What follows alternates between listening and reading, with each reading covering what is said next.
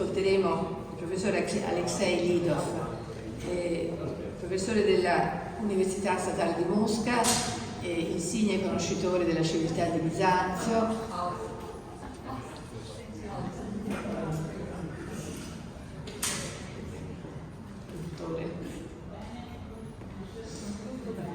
autore di numerosi studi e anche per una recente esperienza che proprio ha avuto l'epicentro a Firenze, grande investigatore della santità dei luoghi, cioè di quella aura spirituale e di quella tradizione religiosa che caratterizza luoghi specifici e intere città, e fautore anche della visione di Firenze stessa come una nuova Gerusalemme nella storia e ci permettiamo di augurare anche nell'attualità.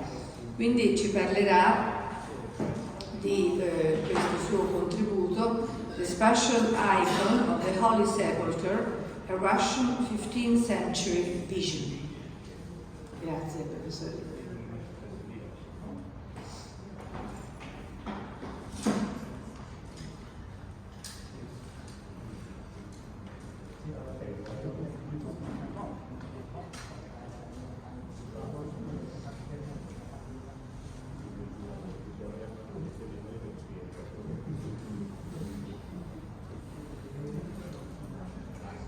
Grazie anche a Giovanni Serafini che ha risolto un non piccolo problema tecnico che minacciava di farci vedere solamente Y nella schermata del professore, e invece adesso abbiamo le sue bellissime immagini.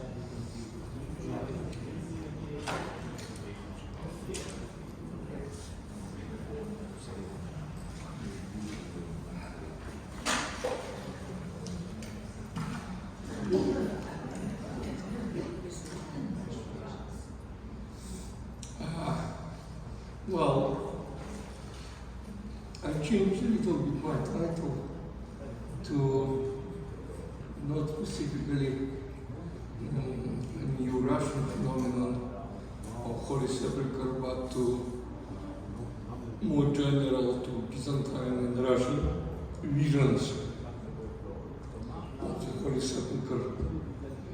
And I think it might be useful for understanding the context of San Sepolcro by Berti and many others. And I would like to emphasize that the most important difference between Eastern and Western images of the Holy Sepulchre is can be presented in form of quite new notion which became popular in the context of hierotopy. I mean the spatial icons, because in Byzantium and in medieval Russia, they always wanted to create a kind of spatial vision mediating between the realms, mostly in heavenly. And I think that finally it's very crucial difference in approaches, because we are working with two principally different metrics of so-called religious picture and metrics of icon. Icon means mediating space. Therefore, spatial icon is a very significant notion. And from this point of view, every church is a kind of spatial icon. And for the Byzantine tradition, the situation with the Holy Sepulchre and Jerusalem pilgrimage in general was quite unusual and exotic in comparison not only with the West but with other Orthodox countries like medieval Russia, for example. Because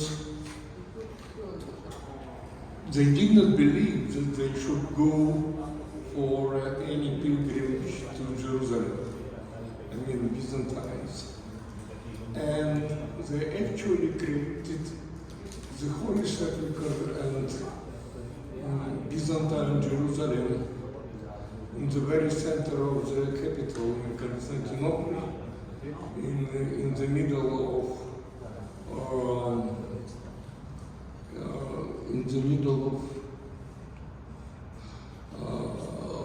great palace of Byzantine emperors, where they made a very beautiful, extremely beautiful, small church.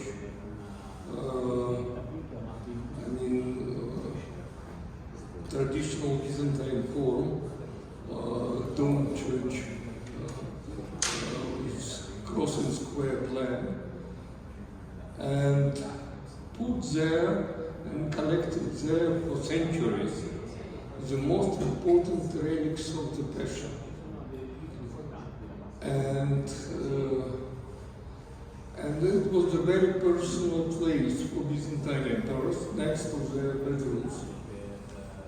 And at the same time, it was very private, in a way, the place where the emperors used to pray, to baptize their kids, and doing a lot of other things for the family. And at the same time, it was a very powerful political center, and they used to bring there to this small church, Forest Chapel, with all the relics of the Passion, the foreign ambassadors coming from Rus, from the East, from all other countries, to demonstrate the main source of their spiritual power. And while at the same time we have some documents of the 12th century about this church and its role, and some letters of the 12th century saying why you should go to Jerusalem.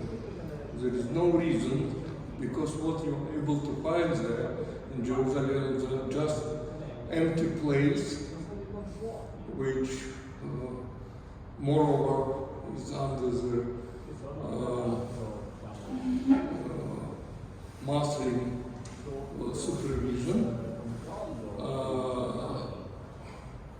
and you may have all most important things here in Constantinople, in our Jerusalem, in the Forest Chapel. And well, let me read.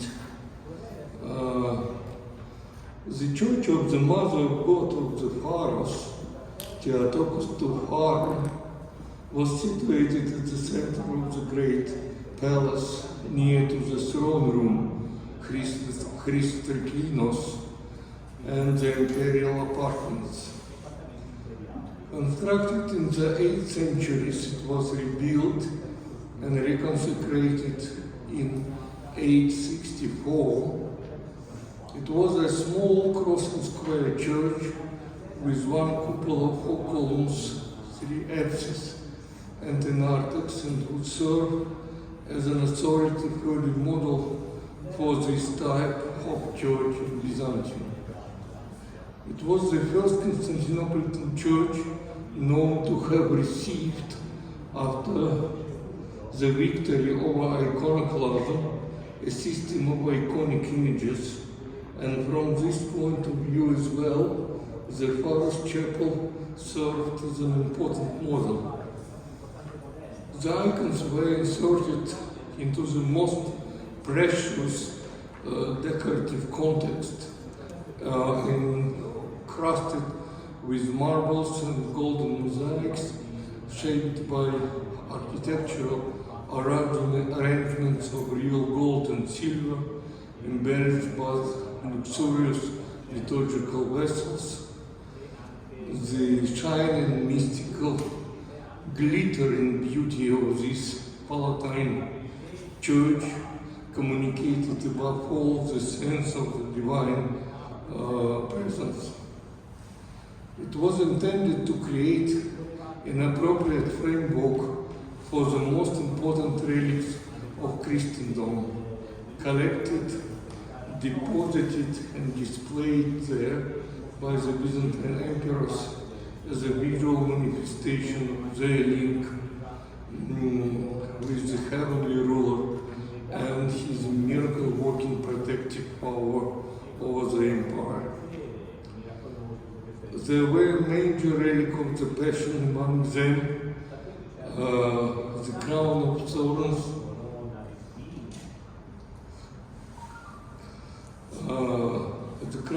thorns, the holy lambs, the holy nails, the purple robe, the shroud, the large parts of the Holy Cross, as well as many other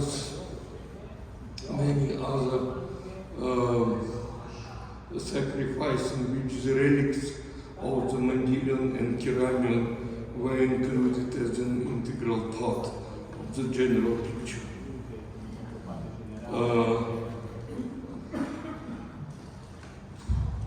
I would argue that the Pharos Chapel of the Byzantine capital enjoyed a role comparable to that of the Holy Sepulchre in Jerusalem. It was a holy land in miniature, consecrated in one sacred space of the greatest significance, which became an epicenter of the miraculous energy radiating from there all over the Christian world. One might appreciate the same phenomenon of the translation of sacred space by means of relics and iconic architectural forms, which gave birth to numerous replicas of the Holy Sepulchre in medieval Europe. The status of the Pharos Chapel, however, was much higher than all other Jerusalem copies. In the Middle Byzantine period, the only accessible Passion relic of the earthly Jerusalem was the tomb itself, framing the holy emptiness of the shrine. Yet, in Constantinopolitan Pharos Chapel, the material evidence of the redemptive sacrifice was presented in the incredible completeness. The Jerusalem origin of relics reveals the mystical unity of the major Christian capitals. Collecting the Passion relics, Byzantine emperors not merely emphasized their role as guardians of the most powerful miraculous items of Christendom, but revealed the priority of Constantinople as New Jerusalem. In other words, a place of the second coming. It's noteworthy that the Jerusalem shrine remained for a long time in hands of Muslims. Meanwhile, the Constantinopolitan Holy Sepulchre belonged to the Orthodox and even more personally to the Byzantine Emperor, celebrating the liturgy there and sleeping in the next room to the home chapel. His intimate presence considerably complemented the role played by the contact relics of Christ. The ideas of the highest holiness and the great power merged in the single whole of this space. It was perceived as a sacral center and symbolic point of departure of the empire. Before its destruction by the Crusaders after 1204, pilgrims regularly began their devotional progression in Constantinople from this Palatine chapel. In the present context, it becomes clear why the Spanish chapel provided the model for every Cappella Palatina of the Christian world. The most famous example was the Gothic replica of the Sainte-Chapelle in Paris. The French King Louis IX was not only purchased the major relic of the Parish Chapel, but also recreated its sacred space in his capital. Even the name Sancta Capella, which King Louis used in all references to this parish chapel after its dedication in 1248, was derived from the Constantinopolitan prototype. So even the name is the same. So the regular Latin name for the parish chapel was Sancta Capella. I would argue that the parish chapel conceived and perceived as the Constantinopolitan Holy Sepulchre became an established topos in the Christian traditions of the West and of the East, which retained its significance after the destruction of imperial church in the 13th century.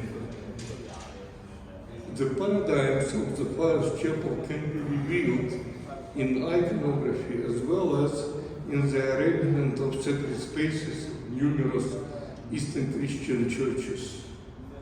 The special sections are dedicated to the particular motif, examining all survived remains of the relic chapel.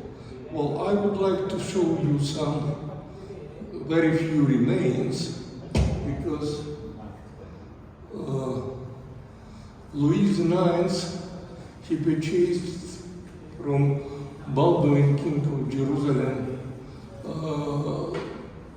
22 major relics of the Passion, and paid for this enormous amount of money, at least half of the national budget of France at that moment.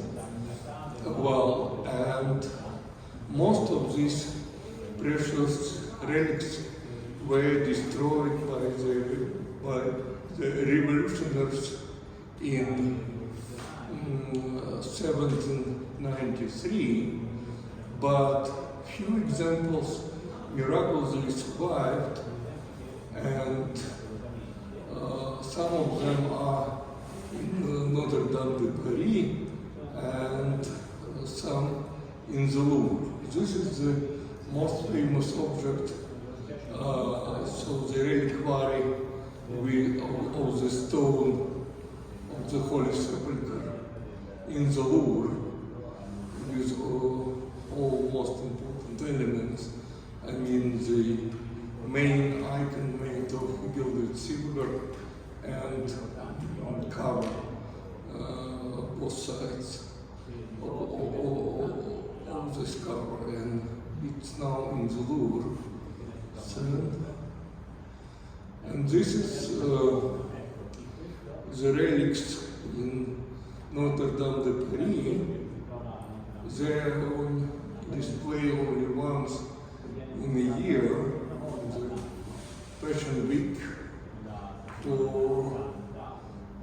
the Holy Friday liturgy, and I was lucky to get it for the research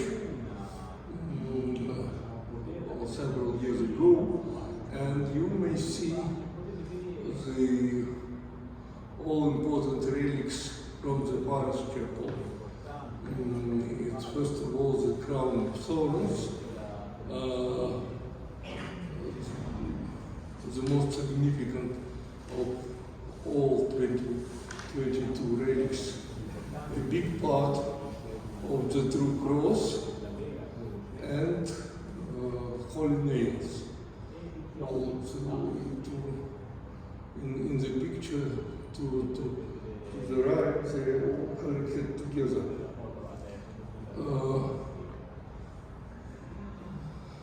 And it's how this great relic of the Passion from the Byzantine capital were displayed in Saint-Chapelle in Paris.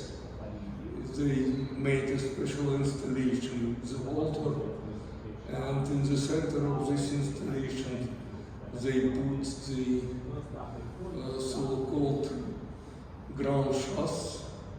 I mean,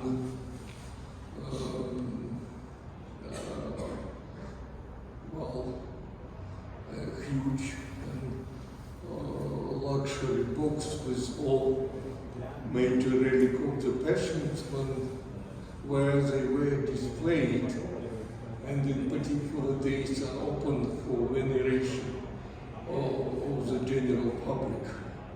And this is the engraving which was done in Paris a few years before this grand chasse has been destroyed by the revolutionaries. And most of the relics were just thrown out. And it's also important that the structure of the, exactly like the more traditional Holy Sepulchre, the inner structure of the parish chapel and its iconography and decoration was used as a pattern in the Orthodox world. And for example, we are able to find there the explanation of the display of the images of the Holy Mandilion, the image of Christ on the cloth, and Holy Keramion, the image on the ceramic plate, on the domed arches of the Orthodox Byzantine churches. And this is display directly connected how these two very important relics with the Holy Face of Christ were presented in the space of the parish chapel, because they were in special precious golden containers and displayed in the air,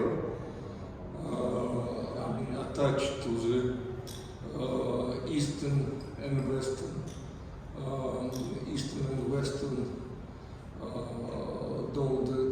domed arches, hanging in space just opposite to each other. So in the iconography of the Orthodox churches since the 12th century, the masters used to reproduce this very powerful symbolic structure of the two major images and relics hanging just opposite to each other in underdome space. Well, this is the Byzantine practice. So, and this is the Byzantine spatial icon of the Holy Sepulchre, which I may repeat was very powerful and though very different of the traditional copies that we know in the West since at least 5th century. So, and now I would like to show you one new discovery for the Russian tradition and Russian version of the Holy Sepulchre.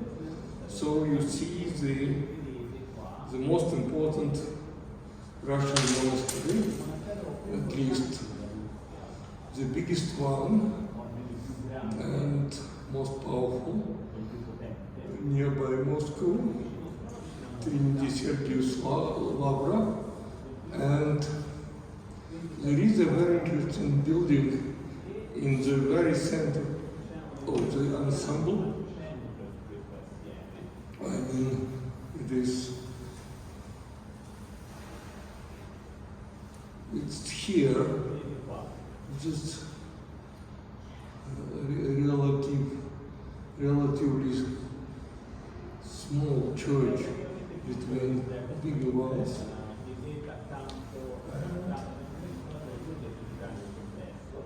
So you may see it closer. To the right is the Holy Trinity Cathedral with the relics of Saint Sergius of Radonezh, and the main cathedral of the monastery. And this is the building, is the church of the descent of the Holy Spirit in the very center. And the church belonged to a very strange type. And the type of the church did not exist in Russia before. So it's a kind of combination of regular church and a belfry bar.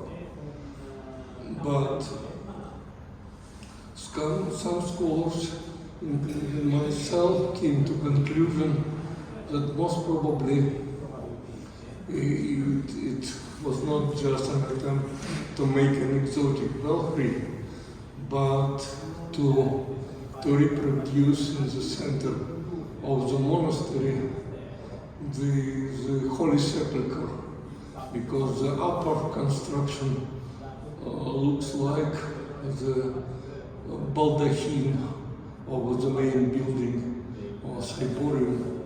So it was the most traditional, most recognizable part of the Holy Sepulchre. And the place of this building, of this church, is also quite significant because it's standing on the place where they originally constructed the wooden church of the Holy Trinity. It would be before this one to the right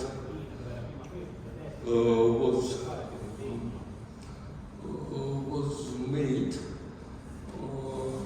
and they used to keep this originally in this wooden church the relics of Saint Sergius, the most important and influential saint of Russia of the Middle Ages. And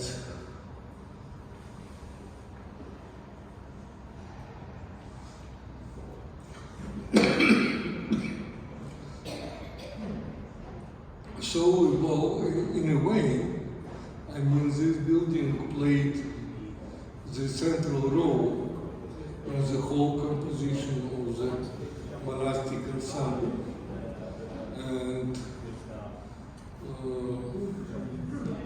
the whole sacred space was organized around this image of the Holy Sepulchre.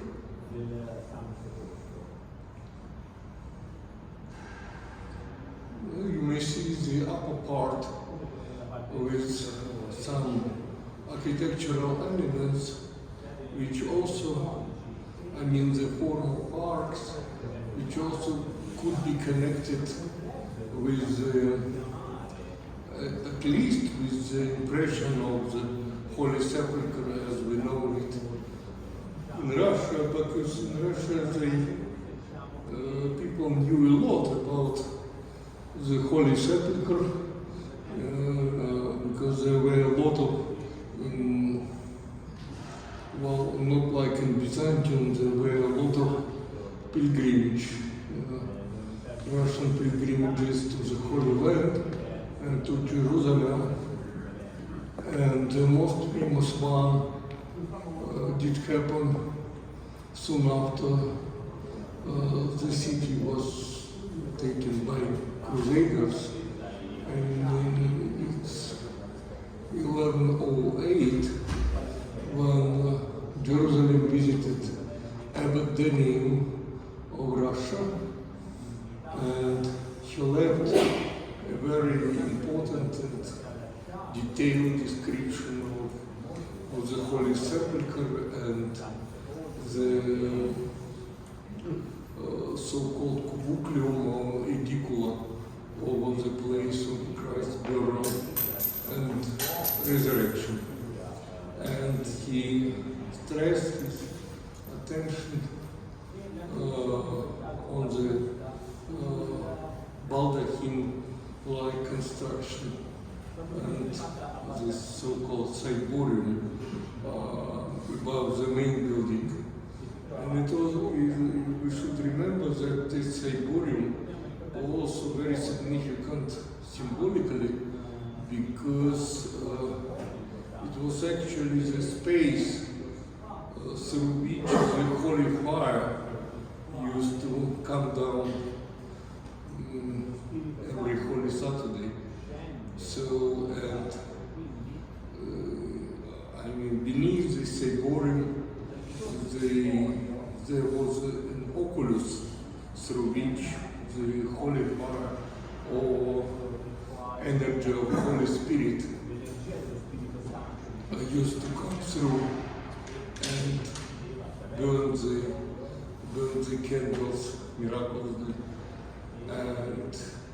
And also, this is detail you may see in all the pictures, this famous drawings from Vatican, so depicting the miracle and how the dove of the Holy Spirit comes through this ciborium, which was most probably was represented in the Church of the Descent of the Holy Spirit in Trinity Service Library.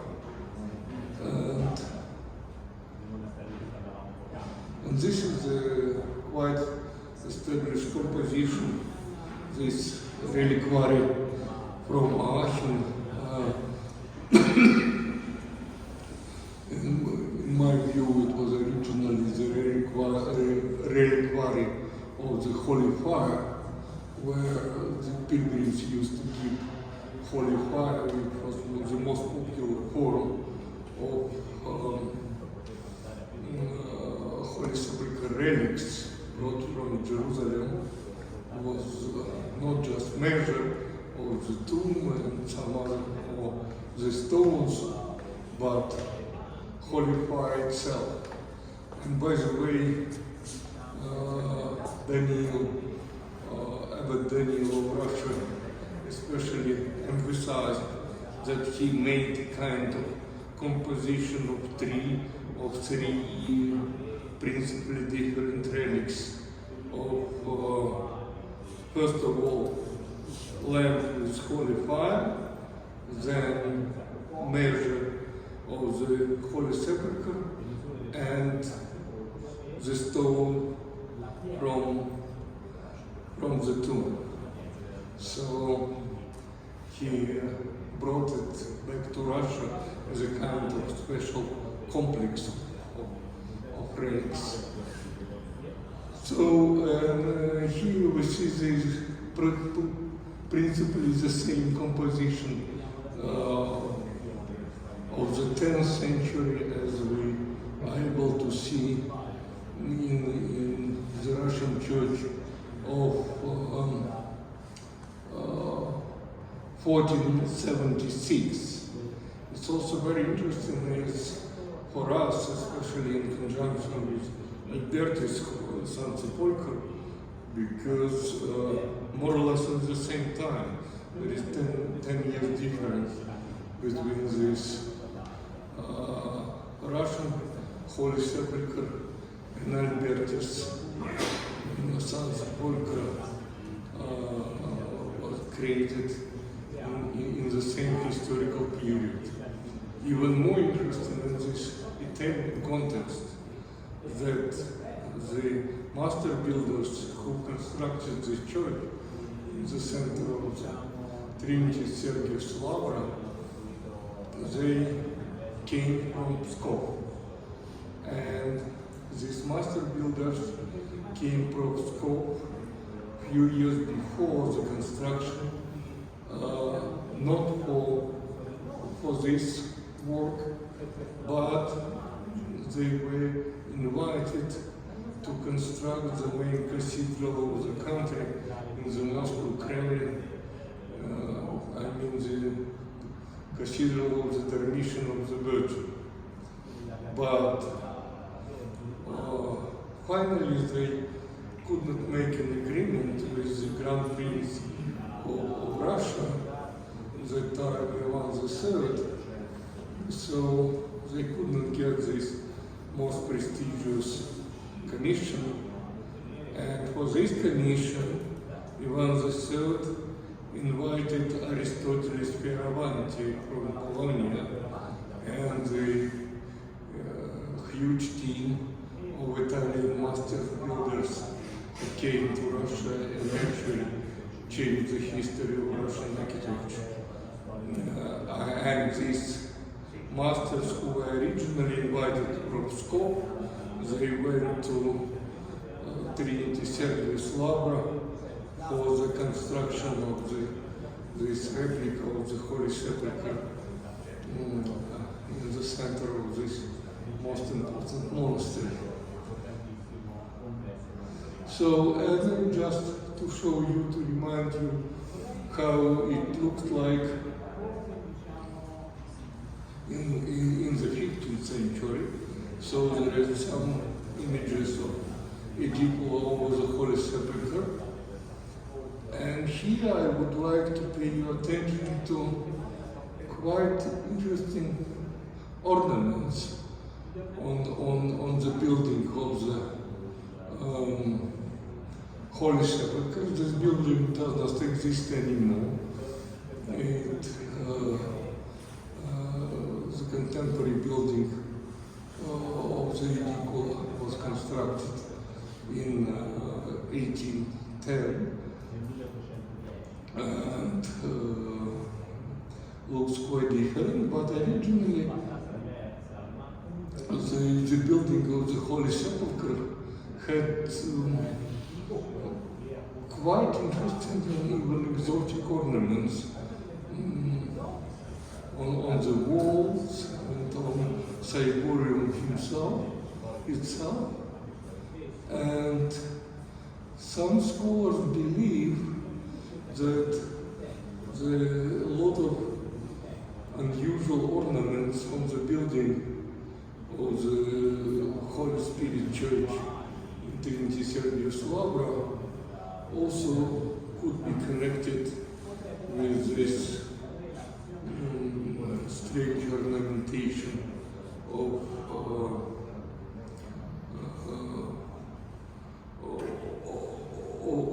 the Holy Sepulchre, how it looked like in the 15th century.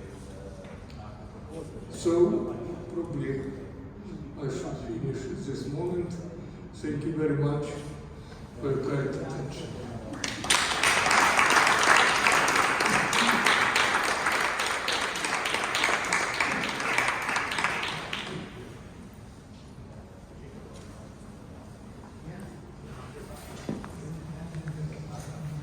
Grazie professor Lidov.